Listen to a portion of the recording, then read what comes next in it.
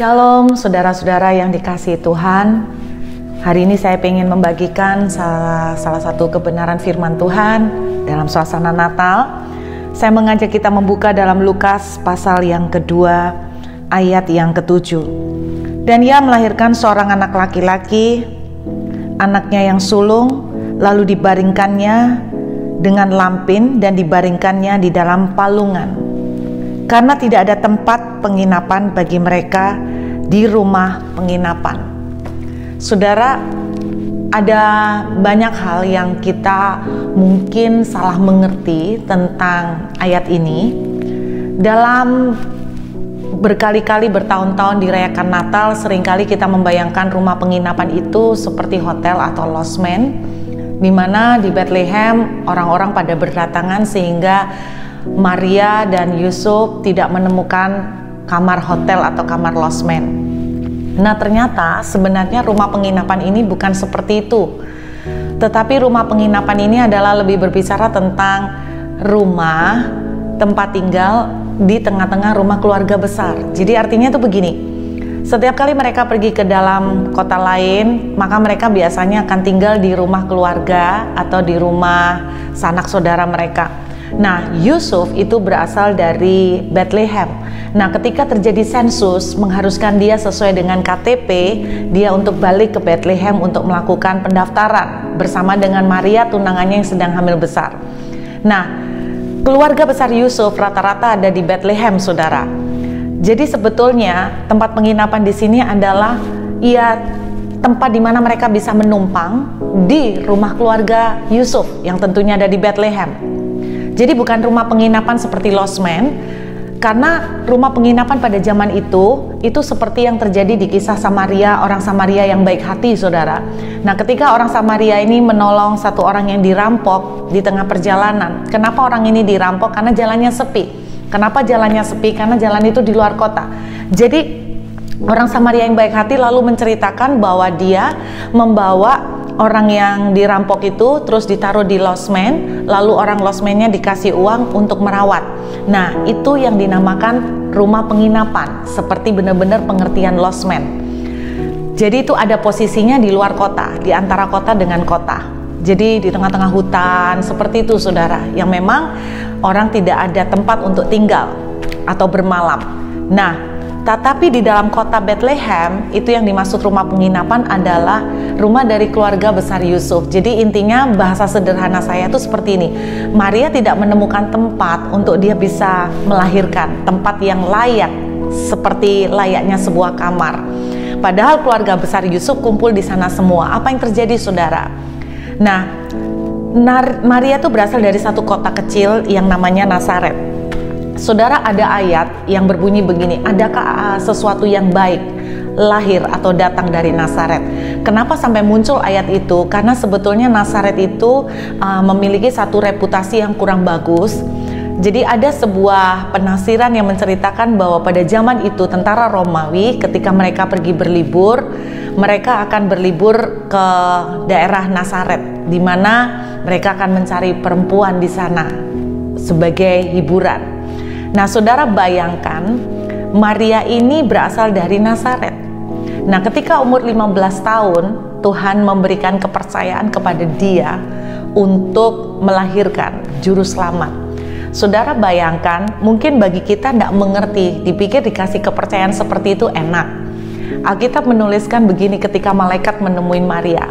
Hai Maria, engkau yang mendapatkan kasih karunia Tuhan, engkau yang dikasih oleh Tuhan, engkau akan melahirkan seorang anak laki-laki, yaitu juru selamat. Saudara pikir itu enak, saudara pikir itu kepercayaan yang gampang. Maria umur 15 tahun, tinggal di Nazaret dengan reputasi yang seperti itu kotanya. Anda bisa bayangkan umur 15 tiba-tiba hamil di luar pernikahan. Nah, itu sebabnya tidak gampang banget buat Maria. Dan saya percaya sebagus-bagusnya pihak keluarga semua untuk menjaga nama baik, menutupin, mau tidak mau saya sangat merasakan begini, bahwa berita ini nyampe kepada keluarga besar Yusuf, termasuk yang di Bethlehem. Nah, ketika mereka tiba di Bethlehem, ini yang menjadi pemikiran saya, saudara, bahwa keluarga Yusuf tidak ada yang mau memberikan kamar mereka untuk menampung. Secara logika, orang biasanya kalau ketemu orang hamil, biasanya dikasih prioritas. Tapi kenapa mereka tidak mau, saudara? Karena mereka menganggap Maria itu membawa aib. Nah, saudara bisa bayangkan kalau Anda punya anak perempuan, terus mengaku tiba-tiba hamil, ditanyain siapa yang menghamili lu, dia jawab oleh Roh Kudus. Saudara pasti tidak akan percaya kan? Nah, apalagi pada zaman itu, kenapa saya bilang begitu? Karena sejak zaman kitab perjanjian lama, yaitu kitab terakhir Maleakhi, sampai masuk ke perjanjian baru, itu jaraknya 400 tahun. Dan selama 400 tahun tidak pernah ada suara Tuhan. Tidak ada malaikat, tidak ada penampakan malaikat, tidak ada demonstrasi hal-hal supranatural, tidak ada lagi nabi. Tuhan tidak berbicara selama 400 tahun. Nah, tahu-tahu tiba-tiba seorang perempuan hamil di luar nikah dan mengatakan itu hamil oleh Roh Kudus. Nah, saudara bisa bayangkan betapa ini akan betul-betul menjadi beban yang sangat berat buat seorang perempuan yang bernama Maria yang umur 15 tahun. Dan ketika dia sampai ke Bethlehem dengan kondisi hamil besar, tidak ada satupun dari pihak keluarga memberikan tumpangan. Padahal sebetulnya kalau mereka mau ngalah, kalau memang mereka mau ngalah pun bisa kan. Mungkin ada cowok yang ngalah, tidak tidur di kamarnya dikasihkan buat Maria. Logikanya mestinya ada. Nah, saudara bisa bayangkan bagaimana kalau kita tuh menjadi Maria. Kita bisa sangat kepahitan, saudara. Kita bisa sangat kecewa dengan Tuhan. Bayangkan, Tuhan yang memberi dia project nih untuk hamil, mengandung, dan melahirkan juru selamat. Tetapi dari sejak awal sampai dia detik-detik mau melahirkan, dia harus melalui perjalanan panjang, proses yang dihadapin sangat berat dan tidak mudah. Saudara, betapa mudahnya bagi seorang yang mengalami kayak Maria, kita bisa bereaksi, kita kecewa dengan Tuhan. Tuhan, aku sudah melakukan apa yang kau perintahkan, tapi kenapa engkau tidak membantu sedikit pun? Mbok ya dibantu sedikit lah Tuhan, masa semuanya dipersulit seperti ini? Dan bisa saja dalam kondisi seperti itu Maria kecewa dengan keluarga Yusuf. Tetapi saudara bayangkan, membesarkan seorang juru selamat tidak mudah loh. Ketika Yesus akil balik, satu kali Yesus hilang, namanya orang tua itu kan khawatir ya, anaknya tiba-tiba hilang. Terus kemudian waktu Yesus datang dengan panik, mamanya bilang, kamu kemana aja, mama sampai khawatir. Lalu Yesus jawab begini, apa urusanmu hai wanita? Saudara bisa bayangkan, itu kalau zaman sekarang kita bisa berpikir nih kurang ajar. Tetapi sungguh, saudara, saya membayangkan bahwa wanita ini adalah sosok yang benar-benar luar biasa tough, luar biasa tangguh. Apa sih sebetulnya yang membuat manusia yang bernama Maria ini begitu kuat? Sehingga setiap kali ada hal-hal yang mungkin gak enak buat dia, Alkitab sering mengatakan begini, Maria menyimpan segala sesuatu itu di dalam hatinya. Bukan mendem di dalam terus kepahitan dan dendam, bukan. Tetapi ini yang saya percaya menjadi kekuatan Maria, yaitu di dalam Lukas pasal 1 ayat 38. Kata Maria, sesungguhnya aku ini adalah hamba Tuhan, jadilah padaku menurut perkataanmu itu. Saudara, ini adalah satu sikap yang dimiliki oleh Maria sejak awal. Be it unto me according to your word. Jadilah kepadaku seperti yang kau mau Tuhan, sebab aku ini hambamu. Saudara, satu sikap, satu mental yang surrender, menyerah, yang betul-betul percaya dengan pengaturan Tuhan, yang betul-betul bahasanya tuh gini, Tuhan terserah deh, apapun yang kau mau lakukan atas hidupku, apapun yang kau mau buat atas aku pasrah deh, aku terima, apapun yang kau mau jadilah seperti yang kau mau. Saudara, ini satu sikap yang tidak gampang, tapi saya percaya ini yang menjadi kekuatan Maria, sehingga dia bisa menang sampai akhir. Nah, saya mau sharing sedikit pada saudara. Selama 9 bulan tinggal di Perth, saya mengalami banyak proses perjalanan dengan Tuhan, pasang surut, naik turun, saudara. Awal pertama masuk, saya melihat banyak kemurahan Tuhan terjadi. Saya menempatin sebuah rumah, saya ditampung bersama dengan seorang teman yang berbaik hati memberikan tumpangan. Dan selama beberapa lama keluarga saya tinggal bersama mereka. Kami tidak membayar apapun, mereka sampai penuh dengan kemurahan. Nah, ketika saya sejak di lockdown bulan Maret, saudara tidak bisa balik Indonesia, saya mulai merasakan bahwa tinggal bersama dengan keluarga lain mungkin merupakan hal yang canggung buat saya. Keluarga saya nggak masalah, tapi bagi saya secara pribadi, saya merasakan ini nggak gampang. Nah, akhirnya saya rindingan sama mereka, saya setengah maksa untuk ngajak mereka keluar dan mencari kontrakan. Kontrakan di Perth nggak murah Bapak Ibu, bisa sampai 12 juta setiap bulan. Tetapi saya tipe orang yang nekat ya, saya selalu bilang begini ya, nantilah pasti ada jalannya sama Tuhan, pasti ada pemeliharaan. Tapi keluarga saya semua keberatan, mereka bilang kami di sini tidak ada pemasukan, saya tidak bisa kerja, dan bagaimana mungkin kalau kita tidak ada income, kita harus keluar pengeluaran sebesar itu tiap bulan. Singkat cerita, saya mulai berteriak sama Tuhan, meminta keajaiban. Nggak lama saudara, cuman beberapa hari keajaiban terjadi. Seseorang yang tidak saya kenal memberikan sebuah pinjaman rumah melalui saudaranya dia.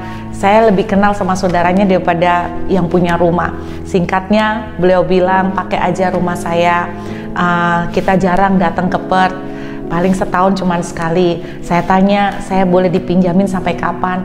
Udah, pokoknya pakai aja ibu, nggak usah mikir macam-macam.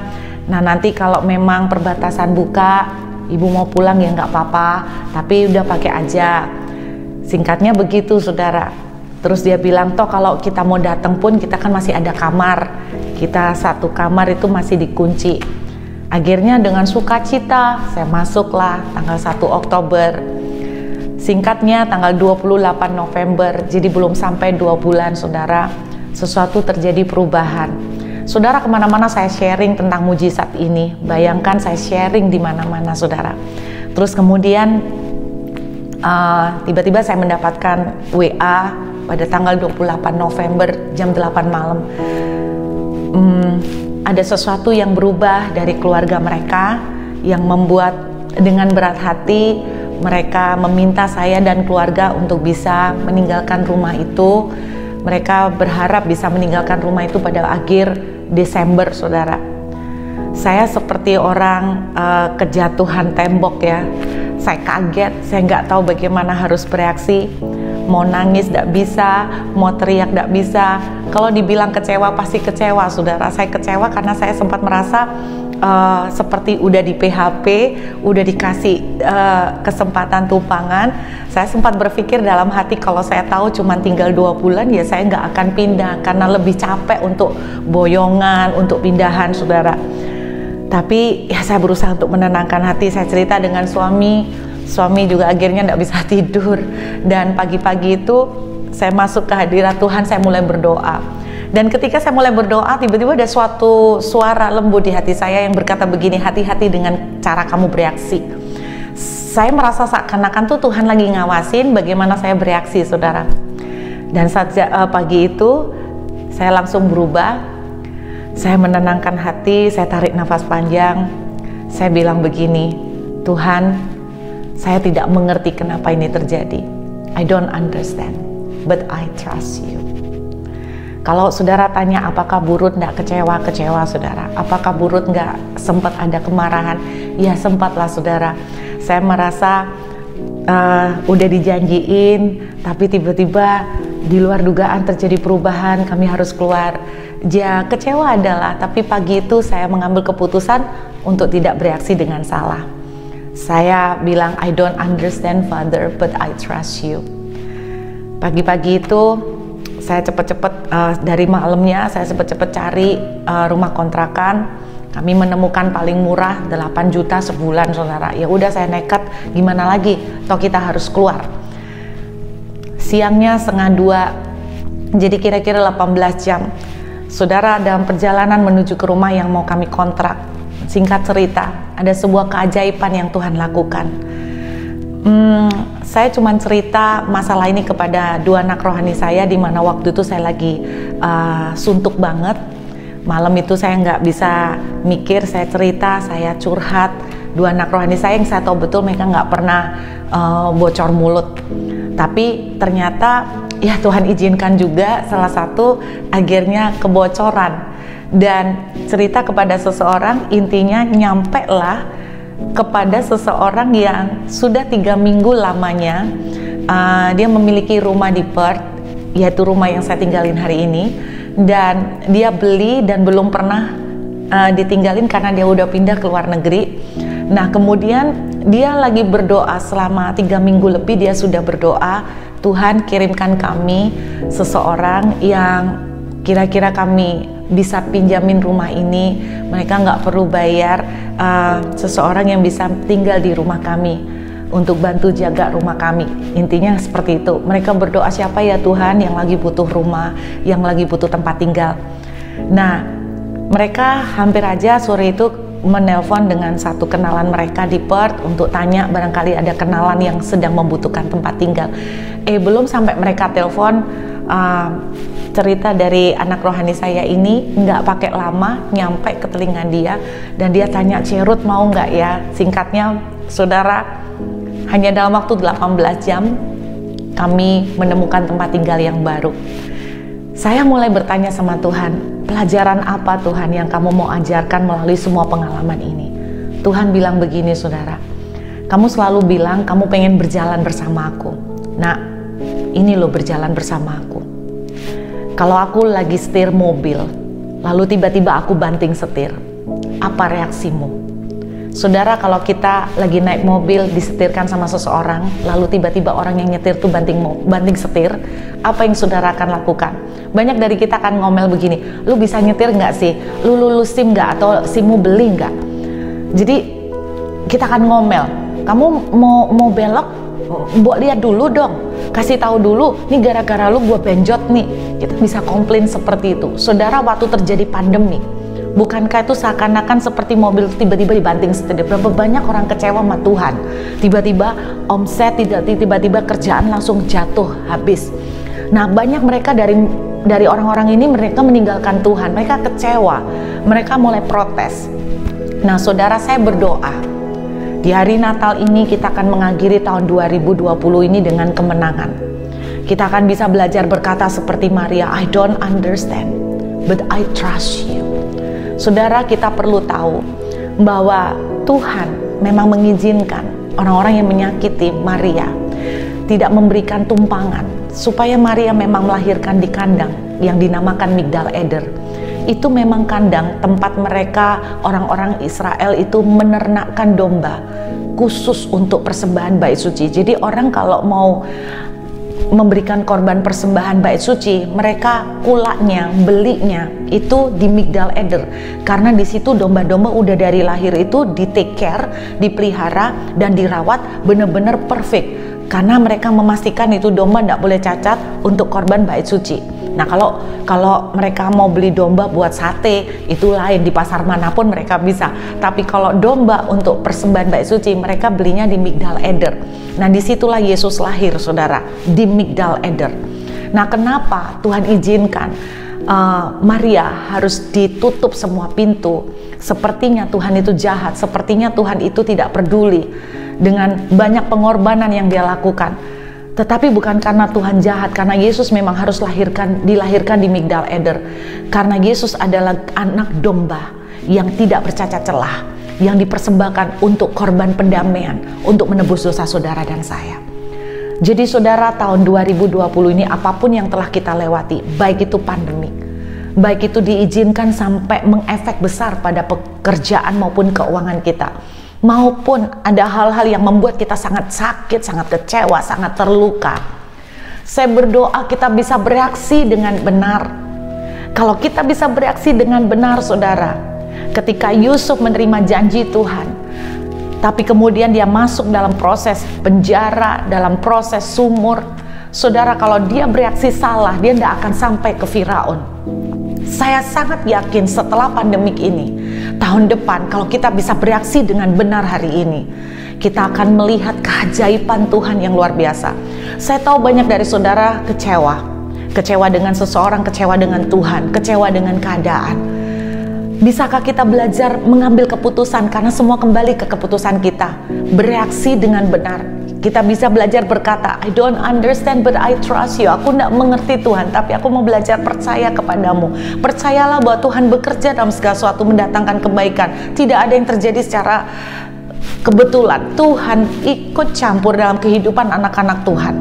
Namun bagian saudara dan saya adalah belajar bereaksi dengan tepat, sehingga penjara akan berubah menjadi kemuliaan. Dan saya percaya melalui pandemik ini, kalau kita menang dan bereaksi dengan benar, kita akan melihat kemenangan yang dahsyat. Kita akan melihat kemuliaan Tuhan di tahun depan. Kita akan melihat banyak pintu yang terbuka. Kita akan melihat pembelaan, kita akan melihat pertolongan. Saudara, mari kita akhiri tahun ini dengan ucapan syukur bahwa kalaupun tahun ini tiba-tiba sepertinya Tuhan banting setir. Saudara, mungkin sebagian dari kita sempat benjot, mungkin sebagian dari kita sempat jatuh, tapi kuatkan hatimu dan kita belajar berkata, I don't understand but I trust you. Kenapa kita belajar percaya sama Tuhan? Karena Tuhan cinta sama kita. Kalau nyawanya saja tidak Dia sayangkan, saudara, masakan Dia tidak akan memberkati dan menolong kita? Saya sangat percaya gini, semua proses, semua pembentukan diizinkan Tuhan untuk maksud baik. Karena itu mari kita belajar mengakhiri tahun ini dengan ucapan syukur dan belajar berkata, I don't understand but I trust you. Aku tidak mengerti Tuhan, tapi aku percaya kepadamu karena aku yakin Engkau Tuhan mengasihi kami. Bukankah firman Tuhan bilang begitu besarnya kasih Tuhan, kasih Bapa akan dunia ini, sehingga Dia mengaruniakan anaknya yang tunggal, supaya kita semua boleh beroleh jalan keselamatan dan hidup yang kekal.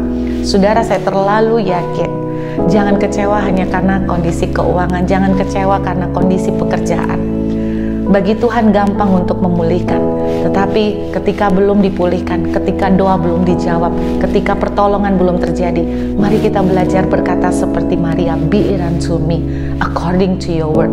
Jadilah padaku seperti perkataanmu, sebab aku percaya ya Tuhan, aku mungkin tidak mengerti, tetapi segala sesuatu yang Kau izinkan terjadi, Engkau selalu berkata, rancanganmu adalah damai sejahtera, bukan kecelakaan, untuk mendatangkan hari depan yang penuh harapan.